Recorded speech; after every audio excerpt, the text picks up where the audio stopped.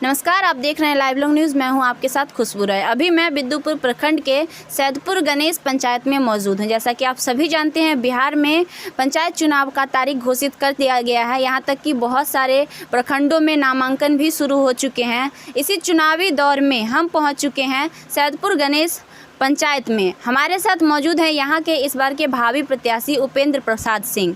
आइए जानते हैं उनसे कि इस बार चुनावी मुद्दे में आने का, चुनावी मैदान में उतरने का उनका खास वजह क्या है और पंचायत को लेकर उनकी क्या राय है। नमस्कार सर। सर्वप्रथम तो आपको सैदपुर गणेश आने के लिए आपको चैनल को मैं अपने गांव के तरफ से और अपने तरफ से हार्दिक शुभकामना और बधाई देते हैं कि आप सुदूर क्षेत्र में एक पत्रकार के हैसियत से हमारे पंचायत में आकर लोगों के बीच में ये जो कार्यक्रम है, यहाँ का जो बात है, यहाँ की आवाज़ है, उसको आप पहुँचाने के लिए आपको बधाई। सबसे पहले उपेंद्र जी, हम आपसे जानना चाहेंगे कि पंचायती चुनाव का तारीख वगैरह सब घोषित हो चुका है और आप भी चुनावी मैदान में उतर चुके हैं, ऐसा जनता ने भी हमें बताया और आपके माध्यम से भी हमें जानकारी मिली। तो चुनाव में उतरने का खास वजह क्या रहा? चुनाव में उतरने का खास वजह है कि 20 साल पूर्व मेरे दादाजी, मेरे पिताजी इस पंचायत के चुनाव से और निर्विरोध दोनों आदमी मुखिया रहे और उनका कार्यकलाप बहुत अच्छा रहा।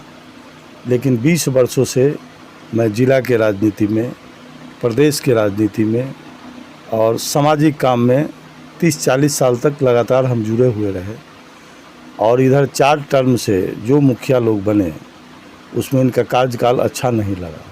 गांव के लोगों ने, समाज के लोगों ने, नौजवानों ने बराबर माने मुझे प्रताड़ित करते रहे कि कम से कम आप एक बार पंचायत का कार्य संभालिए, इसलिए कि यहाँ विकास नहीं हो रहा है, लोग लूटपाट करना शुरू कर दिया है। अगर गांव ही ठीक नहीं रहेगा, लोकतंत्र का सबसे पहला मंजिल गांव है और आप बाहर में राजनीति करते हैं, गांव को तो कम से कम दुरुस्त कीजिए। सब लोगों ने अनुरोध किया तो मैं विगत करीब 1 साल से संपूर्ण पंचायत का दौरा, जितना दूर में मेरा पंचायत है, जैसे चकमकरन चांदपुरा से लेकर के और सुधीर लिटियाही दियारा क्षेत्र के बॉर्डर तक पंचायत की लंबाई थोड़ा अधिक है। एक लोगों से, एक आम व्यक्ति से हम मिले, उनकी समस्याओं को सुना। अनेक तरह के समस्या सुनाने लगेंगे तो काफ़ी समय लगेगा। ऐसे में जैसे मान लीजिए कि राशन का समस्या है, किसी व्यक्ति का कार्ड नहीं बना, किसी का 2 आदमी का नाम छूटा हुआ है, तो कहीं पानी नहीं पहुंचा। ये जो मुख्यमंत्री जी का नल जल योजना का कार्यक्रम है, कार्यक्रम तो बहुत सराहनीय है, लेकिन जब लोगों तक, अंतिम व्यक्ति तक पानी पहुंचे तब तो विकास कहा जाएगा। मान लीजिए कि 5 आदमी को लग गया, 50 आदमी को मिल ही नहीं रहा है। इस तरह का घूमने पर और स्टडी करने से हमको पता चला ये चारों मुखिया जो अब तक 20 साल में बने, ये सभी लोगों ने ठगने का काम किया और जनता भोली भाली है। अब उतना उसका पहुंच नहीं है ब्लॉक तक। मुखिया के नज़दीक आया तो कहा कि भाई आज करा देते हैं, कल करा देते हैं, तो जनता क्या कर सकता है। तो इस सब बिंदु को देखते हुए लोग, हमको बहुत लोग कहा कि नेताजी आप बहुत सेवा किए हैं, आप ईमानदार व्यक्ति हैं, आपका परिवार भी बहुत ईमानदारी से इस पंचायत को 40-50 साल चलाए हैं। मुझे पूर्ण विश्वास है कि आप इस नाव को आप चला सकते हैं आसानी से। हम लोग आपके साथ हैं, आपको हम समर्थन देंगे। आप मेहनत कीजिए और बदलाव की दिशा में आप कार्रवाई शुरू कर दीजिए। क्या लगता है आपको उपेंद्र जी, आपके गांव में, आपके पंचायत में कौन सा ऐसा पहलू है जो अविकसित है, जिसको बहुत ज़्यादा ज़रूरत है सही करने की?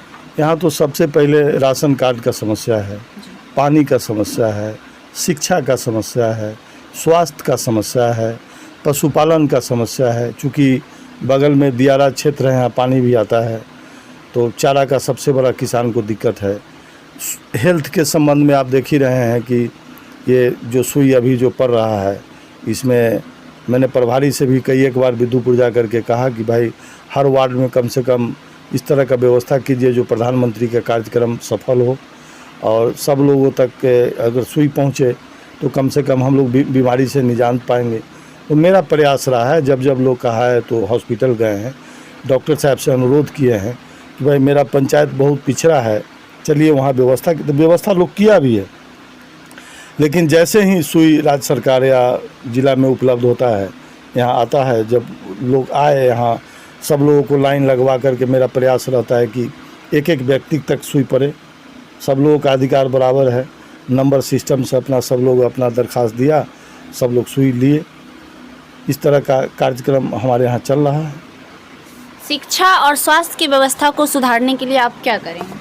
शिक्षा के लिए जैसे अगर हम पावर में आते हैं तो विद्यालय शिक्षा समिति का गठन हुआ, उसमें गांव के सुदृढ़ लोगों को बैठा करके समय पर टीचर आवे, विद्यार्थी का कैसे ऊपर रख रखाव पढ़ाई लिखाई कराते हैं, उस पर जब हम सत्ता में रहेंगे, पावर में गांव का मुखिया रहेंगे, गांव का मुखिया विद्यालय का प्रधान होता है, उसमें हाई स्कूल में विधायक उसके चेयरमैन होते हैं, लोकल मेंबर होते हैं, जब उसमें हम लोग रहेंगे तो निश्चित रूप से सुधार होगा, ना का कोई सवाल ही नहीं है।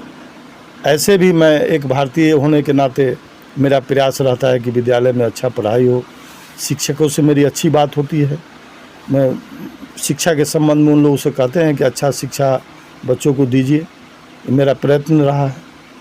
स्वास्थ्य को लेकर अभी बहुत सारी समस्याएं उत्पन्न हो रही है, पूरे बिहार की बात है, ना कि आपके पंचायत की। बिहार में जितने भी पंचायत है, हर जगह हमेशा स्वास्थ्य को लेकर कुछ ना कुछ सुनने को मिलता ही रहता है, न्यूज़ के माध्यम से, किसी भी माध्यम से। तो आपके पंचायती स्तर पे अगर स्वास्थ्य का व्यवस्था के बारे में देखा जाए तो आप उसमें सुधार में क्या पहल रहेगी? हमारे यहाँ सैदपुर गणेश पंचायत में 2 स्वास्थ्य उपकेंद्र है, जिसका एक बिल्डिंग अधूरा है, जिस संबंध में प्रभारी चिकित्सा पदाधिकारी बिद्दुपुर को मैं एक पत्र भी दिया हूँ। वहाँ बिल्डिंग बन जाएगी, बिल्डिंग जब बनेगी तो डॉक्टर साहब वहाँ रहना शुरू करते, पहले रहते थे, तो उसका कार्य स्टार्ट है, मैंने टेंडर वगैरह में चला गया है। अगर हो जाता है तो वहाँ डॉक्टर बैठेंगे। लोकल समस्या, फर्स्ट एड का समस्या जो है सो यहाँ से सॉल्व हो जाएगा। और बगल में सदर अस्पताल है, यहाँ से 5-6-8 किलोमीटर के दूरी पर प्रखंड मुख्यालय है, तो ये दोनों के बीचों बीच में ही सैदपुर गणेश पंचायत है। तो अगर ये फर्स्ट एड में अगर ये बन जाता है तो पंचायत को लोगों का लोकल काम सब होना शुरू हो जाएगा। यही मेरा प्रयास है। जी, बिहार की एक और बहुत बड़ी समस्या है बेरोजगारी। अगर आप अपने पंचायत में मुखिया बनते हैं या जनता आपको चुनती है तो पंचायत स्तरीय युवाओं के लिए आपकी क्या पहल रहेगी? मेरा सबसे पहला पहल है कि अभी जो मुख्यमंत्री जी का कार्यक्रम चल रहा है, जो 10 लाख वाला जो आया है, उसमें प्रोत्साहित करना, उससे लोन दिलवाना, बेरोजगारी दूर करने के लिए उनको दुकान खोलवाना, या बिहार सरकार का कोऑपरेटिव से सब्जी उत्पादन का या बाजार समिति का बहुत सारा योजना जो आ रही है, उसको तत्परता हो करके नौजवानों के बीच में उसको समझाना, उसमें उनकी भागीदारी देना, इसी से बेरोजगारी दूर होगी।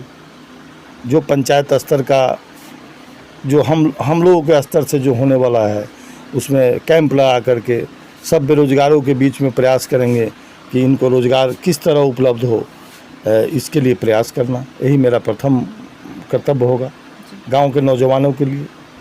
मेरा तो कोशिश रहेगा ना कि जब हम यहाँ के लेजिस्लेचर बनेंगे, यहाँ के हम प्रधान बनेंगे, तो जो राज्य सरकार का या भारत सरकार का जो गाइडलाइन है उसके अनुरूप या पंचायती राज का जो रूल है उसको मुताबिक जितने भी नौजवान आएंगे, अब जैसे हमारे यहाँ सुनने में आया है, अभी हुआ नहीं है, पंचायत सरकार बनने वाली है।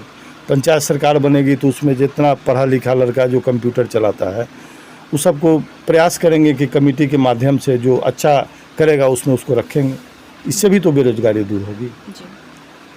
रेवेन्यू का सवाल है, जो रेवेन्यू वसूलने का, तो हम लोग बैठक में जाएंगे, सीओ और राज्य सरकार से आग्रह करेंगे कि जो कर्मचारी का कार्यभार दिया हुआ है वो हमारे नौजवानों को हाथ में दीजिए।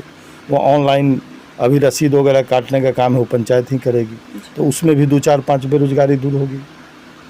सारे बिंदु पर जब आप पावर में रहिएगा, जनता मुझे चुनेगी, अगर हम यहाँ का प्रधान होते हैं तो मेरा अंतिम प्रयास रहेगा, मुझे राजनीति कई एक पॉइंट व्यू से होता है, मुझे राजनीति इसलिए करना है कि मेरे पूर्वजों जो अच्छा काम करके इस पंचायत में गए हैं उनके अनुरूप मैं उतरूं और मैं सेवा करूं। मैं बिजनेस के ख्याल से अभी जो चल रहा है वह काम मैं नहीं कर सकता हूं।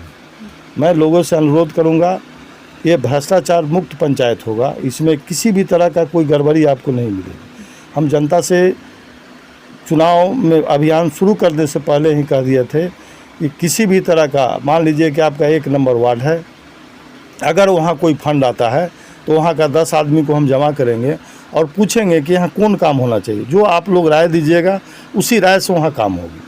मेरी कोई सहभागिता नहीं होगी, मेरा सहयोग होगा। ये जनता का पैसा है, ये जनता का अदालत है। जो आप लोग निर्णय लीजिएगा वही मैं काम करूँगा। चुनावी माहौल है, बहुत सारे हर क्षेत्र में बहुत सारे प्रत्याशी खड़े हो चुके हैं। ऐसी स्थिति में बहुत सारे लोग जनता को बरगलाने की कोशिश करते हैं और कुछ लोग जनता को खरीदने की भी कोशिश करते हैं। तो ऐसी स्थिति में जनता के लिए क्या संदेश देना चाहिए?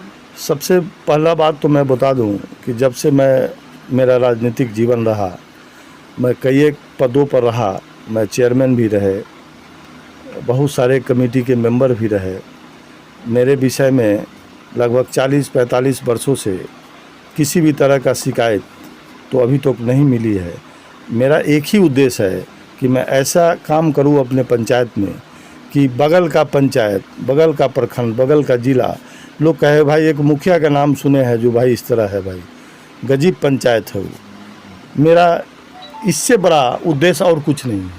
मैं चाहता हूं कि ईमानदारी से मैं सेवा करूं और दूसरा कोई इरादा नहीं है। जनता से क्या अपील करना चाहेंगे? जनता से अपील करते हैं कि आप पहले समझिए और पहचानिए कि हम जिसको मतदान करने जा रहे हैं वह कैसा व्यक्ति है। क्योंकि आप स्वयं मतदाता हैं, मालिक हैं, जनता ही मालिक न है। तो उनसे अनुरोध करते हैं कि मतदान करने के पहले एक बार विचार जरूर कर लीजिए कि हम कैसे रिस्लेचर को हम चुने। कि जो आज 20 साल से तो आप देख रहे हैं, अब तो जो वक्त आया है उसमें आप सोच समझ करके मतदान कीजिए। मैं डायरेक्ट ये नहीं कहता हूँ कि आप यहीं दीजिए, नहीं समझे बात। ये मेरा प्रपोज, मैं आग्रह करता हूँ कि आप मतदाता हैं, आप मालिक हैं, आप अच्छे व्यक्ति का चयन कीजिए। यही मेरा कहना है। अगर उसमें हम खरा उतरते हैं तो आप हमको मदद कीजिए ना। अगर हम में अगर कोई गड़बड़ी है तो हमको आप बहिष्कार कीजिए। क्योंकि मालिक आप हैं, निर्णय आपको लेना है। जब आप जवाबदेही दीजिएगा तो अभी तो कम है, बनने के बाद तो और बड़ी जवाबदेही बढ़ जाती है ना।